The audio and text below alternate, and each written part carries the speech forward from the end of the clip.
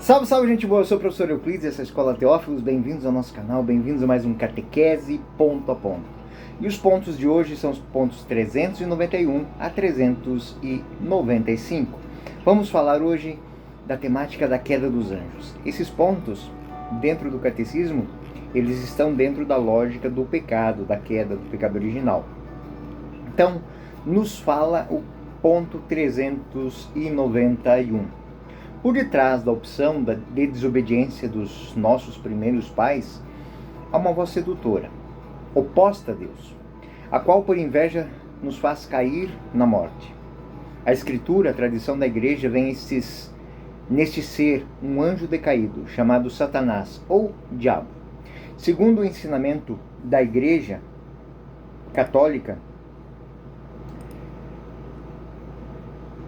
ele foi primeiro um anjo bom, criado por Deus. Diabolus enim et illi demones e adeo quirem natura creati sum boni, sed ipsi per se facti sunt mali. De fato, isso quer dizer, de fato o diabo e outros demônios foram por Deus criados naturalmente bons, mas eles, por si, é que se fizeram maus. Ponto 392. A Escritura fala de um pecado desses anjos. A queda consiste na livre opção destes espíritos criados, que radical e irrevogavelmente recusam Deus e o seu reino. Encontramos um reflexo desta rebelião nas palavras do tentador aos nossos primeiros pais. Sereis como Deus. Gênesis 3:5. O diabo é pecador desde o princípio, 1 João 3,8. Pai da mentira, João 8,44. E o ponto 393 nos diz: é o caráter irrevogável da sua opção e não a falha infinita da misericórdia de Deus, que faz com que o pecado dos anjos não possa ser perdoado. Não há um arrependimento para eles depois da queda, tal como há arrependimento para os homens depois da morte. Tal como não há arrependimento para os homens depois da morte. Ponto 394. A Escritura atesta a influência nefasta daquele que Jesus chama de o assassino desde o princípio. João 8,44. E que chegou ao ponto de tentar desviar Jesus da missão recebida do Pai. Foi para destruir as obras do diabo que apareceu o Filho de Deus. 1 João 3,8. Dessas obras, a mais grave, em consequência, foi a mentirosa sedução que induziu o homem a desobedecer a Deus. 395. No entanto, o poder de Satanás não é infinito. Satanás é uma simples criatura, poderosa pelo fato de ser por espírito, mas de qualquer modo criatura, impotente para impedir a edificação do reino de Deus. Embora Satanás exerça no mundo a ação por ódio contra Deus e o seu reinado em Jesus Cristo, e embora a sua ação causa grave prejuízos de natureza espiritual e indiretamente também a natureza física a cada homem e à sociedade, essa ação é permitida pela divina providência, que com força de sua e suavidade dirige a história do homem e do mundo. A permissão divina da atividade diabólica é um grande mistério, mas nós sabemos que tudo concorre para o bem daqueles que amam a Deus. Romanos 8:28. Um tema com um enunciado bem explicado. Então, hoje nós vamos buscar, olhando para a narrativa bíblica, a queda de Adão e Eva, a tradição, vamos investigar a teologia por detrás desses movimentos, estabelecer os dados bíblicos sobre a queda dos anjos, explicar teológica e filosoficamente a possibilidade da queda angelical e tirar algumas consequências e repercussões pastorais, litúrgicas e morais. Do ponto de vista das Escrituras. Bom, a Escritura fornece os enunciados chaves para que nós possamos entender. É retomado aqui a tentação do Éden, as afirmações de Cristo e do apóstolo sobre a figura do mal. João 8,44. O diabo é assassino desde o princípio. É o pai da mentira. 1 João 3,8. O Filho de Deus apareceu para destruir as obras do diabo. Então as Escrituras também falam de um pecado dos anjos. Não só o pecado original, o pecado dos homens. Embora o relato literário do ato da queda dos anjos não é narrado com a mesma clareza dos acontecimentos humanos. A tradição interpreta as passagens, a imagem, a serpente, o tentador, como referência a um ser evangélico decaído. Do ponto de vista da repercussão disso na história da teologia, o Magistério Universal e no seu resumo catequético do Catecismo, os anjos foram criados bons por Deus, mas alguns fizeram uma escolha livre que os tornou maus, ou seja, perderam o seu propósito, abandonaram o seu propósito. O texto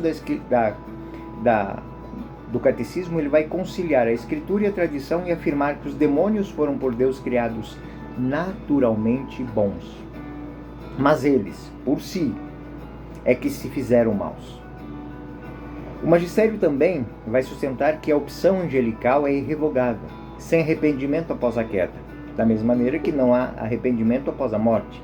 Então, do ponto de vista do catecismo, ele sublinha que, para distingui-la da condição humana pós-queda, a condição humana pós-queda abre os caminhos para a redenção, para a restauração da vida, a salvação, a redenção. Mas a queda dos anjos não. A natureza dos anjos, a sua natureza espiritual, a sua capacidade intelectual, a sua liberdade de vontade, elas têm algumas distinções que, do ponto de vista filosófico, são facilmente compreendidas. Então, na tradição filosófico-teológica, Santo Tomás de Aquino, ele vai dizer que o anjo é uma substância espiritual simples, posse de intelecto e vontade sem composição corpórea. Então não existem limites a esse intelecto, a esta vontade. Então nada os impede, nada para eles é misterioso. Por serem criaturas de intelecto volitivas, têm uma natural capacidade para o ato de conhecer e para a escolha moral. Então neste ponto, eles não têm limites, eles não têm subterfúgios para dizer eu não sabia, eu não queria. E essa constituição permite, lógica e moralmente, uma escolha contrária a Deus. Tal escolha não seria produto de uma passionalidade sensorial ausente no espírito, mas do orgulho ou amor desordenado por si mesmo. Então a explicação tomista mostra que, como um ato deliberado do anjo requer espiritual poder de configurar uma soberba e desordem, levando à perda do bem supremo que sustenta a ordem ontológica de um anjo. Ou seja, o anjo foi criado com uma finalidade, com um propósito. Esse propósito é conhecido por ele, é sabido por ele integralmente. A liberdade para fazer isso ou não é uma decisão sem limites para ele. Nada o impede, nada o obriga. Então, quando ele decide, ele rompe com a graça e com o seu propósito.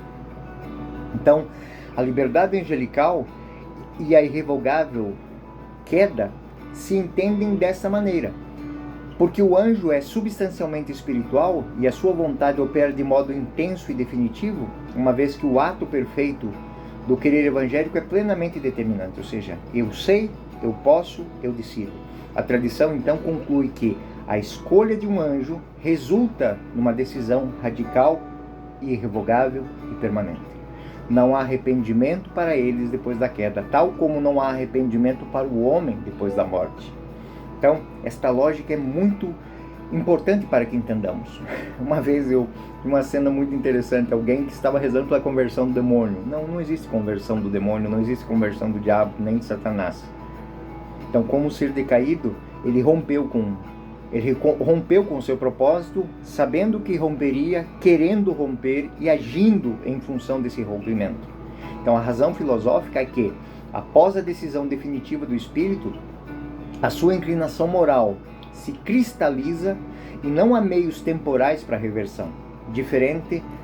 É uma diferença crucial da condição angelical para a condição humana, que continua sendo uma criatura histórica e temporária, sujeito ao tempo e à graça. A nós chega a redenção exatamente por esse ponto, porque nós estamos na história. Nós caminhamos, nós aprendemos, nós temos tempo para isso. O anjo está diante de todas as suas decisões no hoje. Então o que ele decide se estende por toda a sua existência. Então o problema do mal e da providência, por que Deus permite esse agir diabólico? É uma pergunta que vocês vão escutar muito dos seus catequizandos. A presença da ação diabólica no mundo, ela suscita em muitas pessoas, da mais simples à mais erudita, uma questão teológica de sofrimento e da permissão. Resposta pode ser articulada desta maneira: a liberdade criada, Deus criou as suas criaturas livres, e impedir que elas ajam livremente é destruir a criatura. Então, mesmo que ela esteja susceptível a um erro, é um ato de amor não tocar na sua liberdade. Senão, não seríamos seres, não teríamos existência, não teríamos dignidade, seríamos marionetes. Então, a providência que orienta até mesmo os males humanos para um bem último, mais amplo. Deus sabe todas as coisas e Ele conduz o homem. Se nós olharmos para a história dos santos, se olharmos para a história da igreja, se olharmos para a história da humanidade, vamos ver que muitas coisas terríveis aconteceram para que o homem aprendesse com os seus erros e pudesse fazer a opção fundamental de querer fazer diferente, fazer melhor. O magistério da igreja, na sua sabedoria, enfatiza que o poder de Satanás, ele é real, mas ele é finito, porque ele é uma criatura entre todas as outras criaturas e está sujeito ao desígnio divino que converte a história em direções que vão levar ao cumprimento do seu propósito, o cumprimento e o encontro com o reino. Esta solução, contudo, ela não explica mecanicamente cada caso de mal, mas oferece uma chave teológica, aquilo que a gente chama o permissio divini operator, ou seja, a permissão de agir que Deus dá ao homem, dentro de um mistério, mas nós vamos entender que estas permissões, elas tendem a nos abrir portas para um amplo encontro com a salvação. Quando nós olhamos para a teologia da igreja, por todos os nossos 2000 anos de história e de teologia, nós vamos entender que esse olhar sobre a história, sobre o mal, sobre a queda, ela foi tratada por inúmeros teólogos. Santo Agostinho, São Tomás de Aquino, toda a escolástica, os padres da igreja. Numa obra de A Cidade de Deus, Santo Agostinho medita sobre a origem do mal e o papel dos anjos decaídos na oposição do plano divino. Para Agostinho, o mal deriva de um mau uso da liberdade criada. A queda angelical é paradigmaticamente, deste modo, é o uso pervertido da vontade. Ou seja, eu me orgulho de ser aquilo que eu sou num nível que me coloca em linha de choque com a natureza que eu tenho. Eu não sou Deus, eu sei que não sou Deus, mas eu quero ser. E por ter todo esse poder, eu atento contra a minha dignidade. Essa leitura da patrística, ela marcou toda a interpretação ocidental dessa queda dos anjos. Ou seja, o anjo se amou tanto ao ponto de esquecer o seu ponto de origem, que era o ato único de amor de Deus que o criou. Santo Tomás de Aquino e a escolástica, ela oferece uma elaboração mais sistemática, ou seja, na Suma Teológica, Santo Tomás de Aquino ele vai analisar a possibilidade e a natureza do pecado original, ou seja, a malícia dos anjos, e distingue tipos de pecado, e explica que a queda angelical é particularmente um grave ato sem retorno.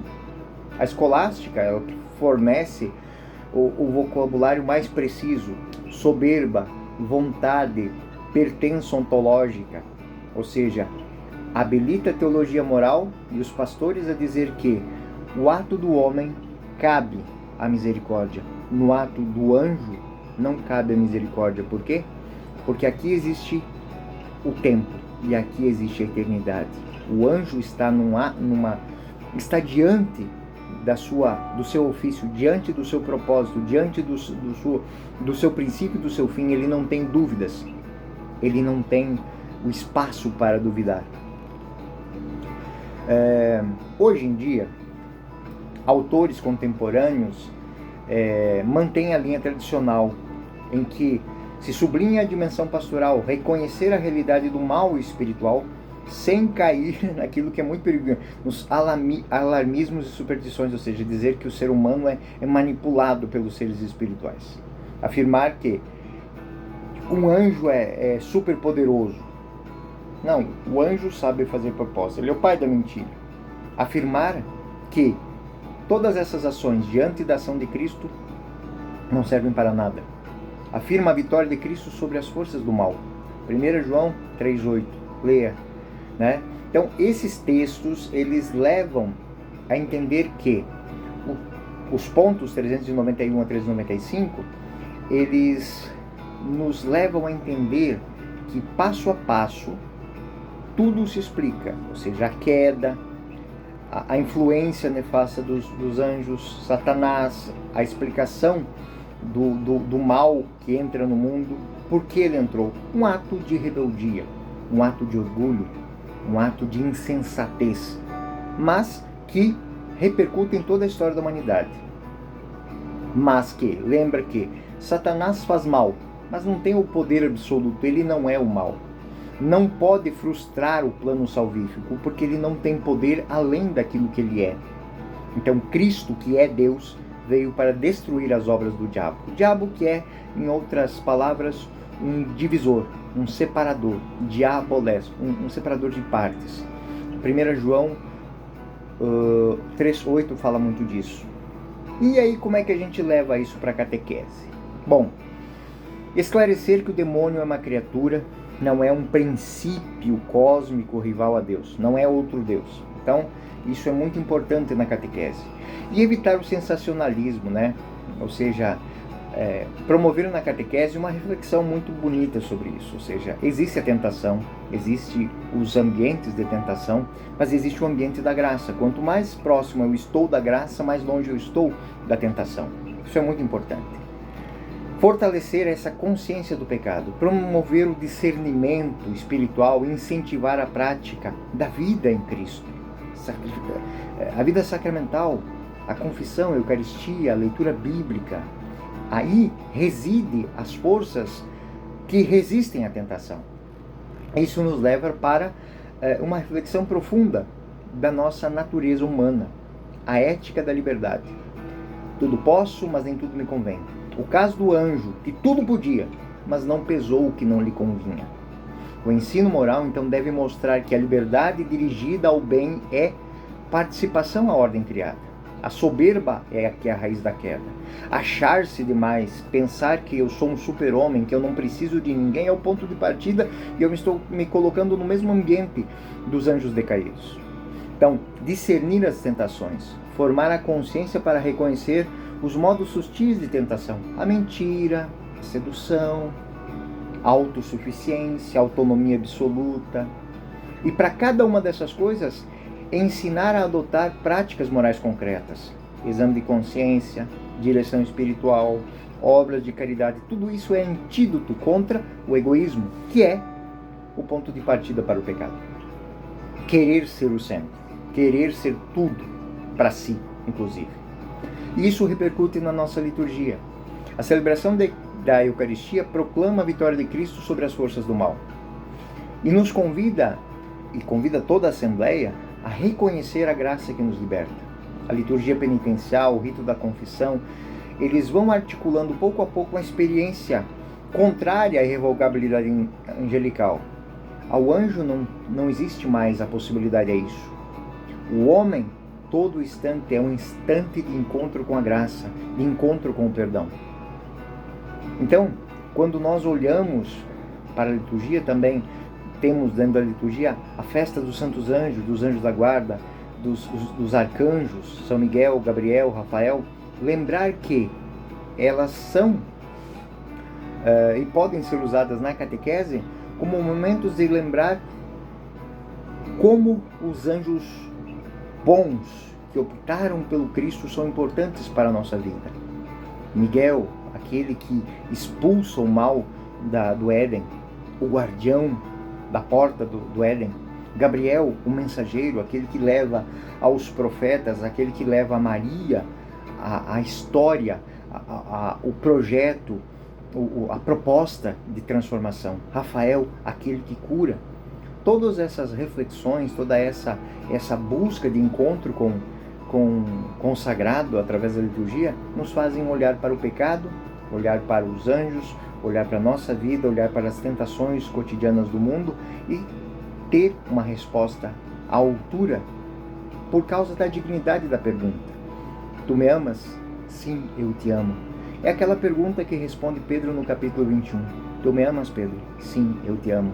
Tu me amas, Pedro? Sim, eu te amo. Tu me amas, Pedro, mais que a este? Sim, eu te amo. Esta é a resposta que é feita também aos anjos. E eles dizem, não, eu não te amo. Então, reflexões como essa nos levam a ter um profundo conhecimento de que as tentações, elas estão aí, mas elas são vencidas pela graça. Bom, isso não vai nos libertar de alguns problemas, ou seja, as lacunas que existem na explicação da queda dos anjos, né? A Sagrada Escritura, ela tem os seus limites, né?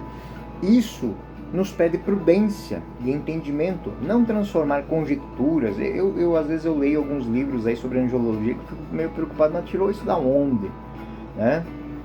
Saber que uma ideia, ela tem que ser verdadeiramente bem elaborada dentro da Sagrada Escritura. E como não há, aí existem lacunas bíblicas, então o que temos é o anjo foi criado à imagem da sua proposta, do seu propósito, né? Ele é anjo, como dizia Santo Agostinho, por causa do seu serviço. Aquilo que o define é a sua ação, é a sua missão. Quando ele abandona a sua missão, quando ele trai o seu propósito, ele destrói o seu laço com a graça. E aí nós vamos também para um outro tema, que é o problema do sofrimento. A explicação de que Deus permite a ação diabólica como parte de uma providência que nos orienta para o bem. Teologicamente, ou seja, onde abundou o pecado, superabundou a graça. Porém, pastoralmente, essa resposta ela é muito exigente. Porque os crentes precisam de linguagem que não minimize o sofrimento real e nem justifique o mal. Ou seja, o mal existe, o mal causa problemas, mas Cristo venceu esse mal. Quanto mais próximo eu estou dessa graça, mais longe eu tendo a estar deste mal. Enfim, o tratamento desses pontos 391 e 395 é fiel dentro de toda a tradição da Igreja Católica. Ela confirma a realidade da queda dos anjos como uma escolha livre e revogável dessas criaturas espirituais que estão noutro nível de conceituação, quanto à liberdade e quanto ao conhecimento. E afirma a liberdade da ação diabólica no mundo, mas mantém a firme esperança da providência de Deus e da vitória de Cristo. Bom, para além disso, na catequese, duas lições ficam: reconhecer o perigo do mal sem cair no pânico e formar os fiéis como pessoas confiantes na graça e nos meios que os sacramentos nos dão de nos manter longe do pecado e da morte. Reflexão: a articulação dessas respostas e da reflexão sobre os anjos, sobre sua queda, devem estar fundados na Escritura, no magistério, que fornecem sempre ferramentas à catequese. E isso tem que ser feito do ponto de vista da esperança, nunca do derrotismo. E isso nos levar a uma equilibrada reflexão que nos leve a viver o dia de hoje, viver as respostas de hoje, viver a graça de hoje com menção à graça divina. Bom, gente boa, espero que esses pontos tenham sido úteis para você. Eu sou o professor Euclides, essa é a Escola Teófilos, e esse foi mais um Catequese Ponto a Ponto. Fiquem com Deus, até o próximo ponto.